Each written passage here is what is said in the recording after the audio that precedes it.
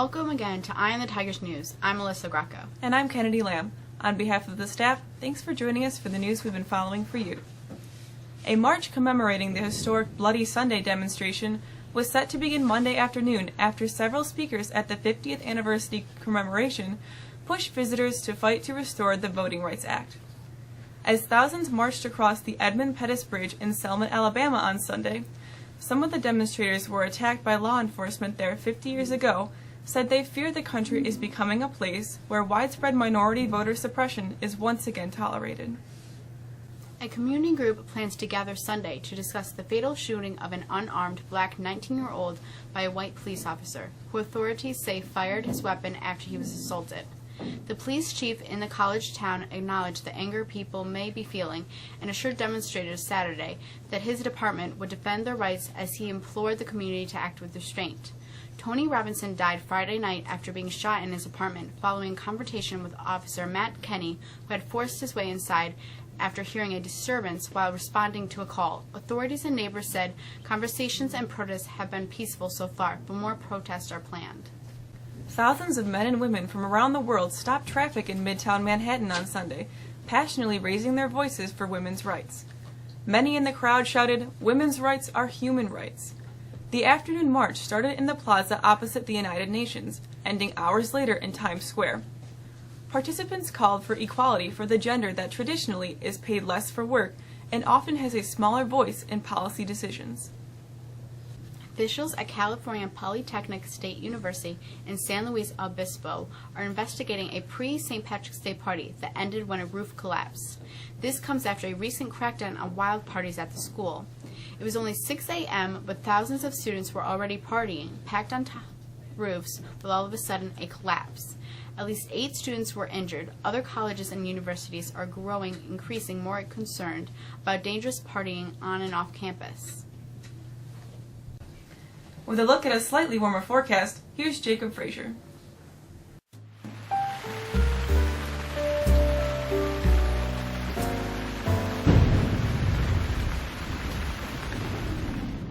We're warmer today, and that's good, but a closer look reveals we will still be nearly 5 degrees below normal. Some limited sun will move temperatures to near 40 before we get to normal temperatures on Tuesday. Clouds and sun will be on tap for Tuesday with temperatures in the mid-40s. Look for some early morning fog on Wednesday with temperatures again in the low 40s before some slightly cooler air comes in for Thursday. Each day this week should be precipitation free. With your forecast, I'm Jacob Frazier. With a look at sports, let's bring in Andrea Ross.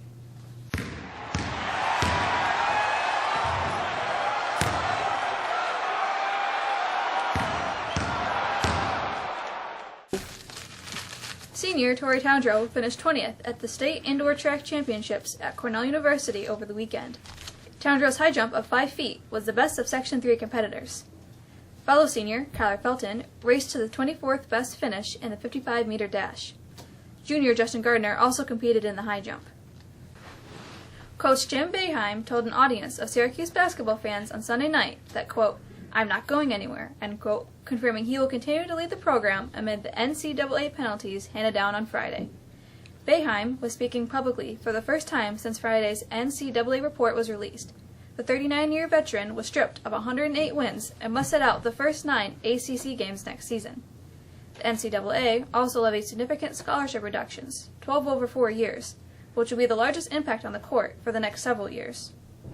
New York Jets running back Chris Johnson and another passenger were shot in the shoulders while stopped at a traffic light in Orlando overnight, and the driver of the vehicle they were in was killed.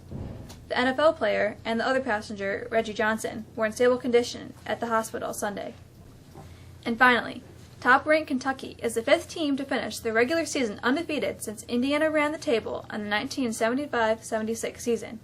The Wildcats are also trying not to come up short like the others did in their quest to duplicate the Hoosiers' perfect championship campaign. The Wildcats knocked off Florida 67-50 Saturday in a Southeastern Conference matchup in Kentucky, wrapped up the season 31-0, 18-0 in the SEC. Conference tournaments continue this week, followed by Selection Sunday next weekend. I'm Andrea Ross. With a look at what's on the calendar, here's Emma.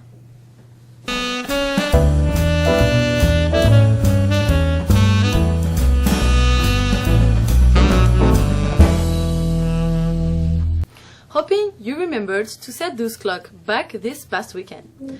If not, you may be late for getting these events on the calendar.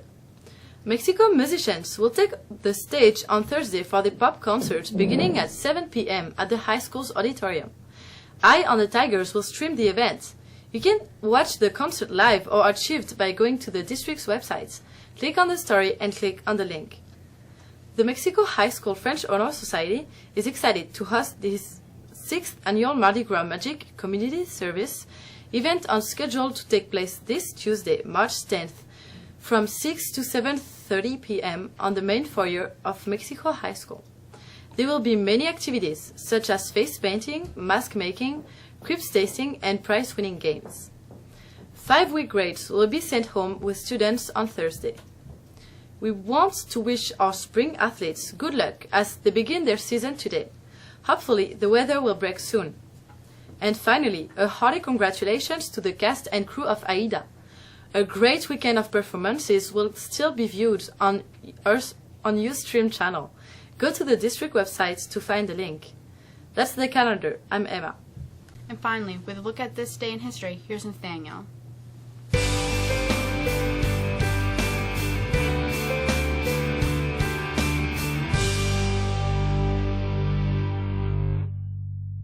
On March 9th, 1933, Congress called into special session by President Franklin D. Roosevelt began its 100 days of enacting New Deal legislation.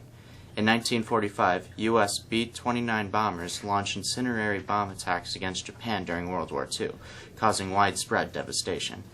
In 1959, Mattel's Barbie doll made its public debut at the American International Toy Fair in New York. In 1997, gangster rapper The Notorious B.I.G. was killed in a drive-by shooting in Los Angeles at age 24. And in 2009, President Barack Obama lifted limits on using federal dollars for embryonic stem cell research that President George W. Bush had put into place.